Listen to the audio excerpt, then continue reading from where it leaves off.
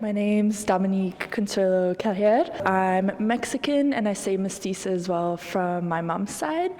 And then we have ties to the Oaxaca region and Campeche region as well in Mexico. Carrière or Carrière, which is like the more French way to say it, is related to my Michif ancestors through my dad's side of the family. My name is Ky. I'm a two-spirit artist here in Manitoba, living out in Treaty 3 currently, and I'm a multi-medium artist, so I'm a tattoo practitioner, painter, illustrator. Primarily what is my influence is how is it that I am connected with the land, with my environment, with the animals that I own, the animals that I hunt, the animals that inhabit my area. Over the past year, I spent half of the year in Mexico and a little bit of that in Central America as well.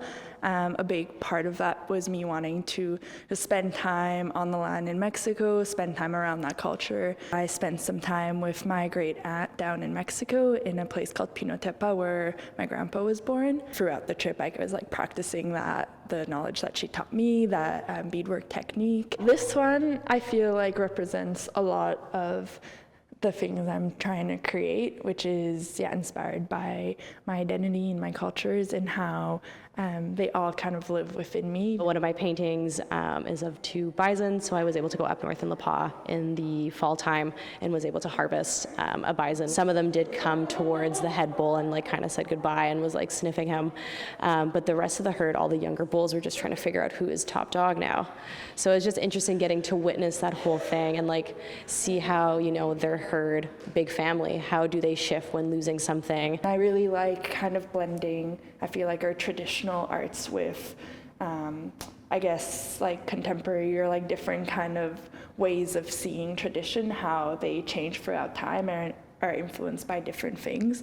So I feel that kind of is shown within the denim. The dragonfly ones were just from spending so much time at the lakes and actually just getting to sit and watching the dragonflies dance above the water and stuff and actually just listening to what they had to say. The heart portrait is basically how I think process everything and how I view my own heart and how I view my intentions towards making pieces. There's a bunch of collectives throughout Oaxaca City that get together, and it's a lot of it is tied to political statements and things, and they make these huge pieces. They're incredible. You walk through the markets and you see these big wooden masks, and they're used for ceremonies or dances. There's a bunch of different ones. A jaguar is a very common one. I wanted to also add a little bit of the Metis element to it too. So kind of you see the little florals coming out. This hide piece, it's totally, it's just honoring because I do lots of hunting with my family. So deer is one of our main sources of eating for our freezers and stuff. So it's just acknowledging almost that whole aspect of the hunt. And what am I going to do with everything afterwards? My art is very influenced by my cultures, my communities, those traditions. I put a lot of my identity in the things that I make. They connect in many ways, and then sometimes I think they're very, very different.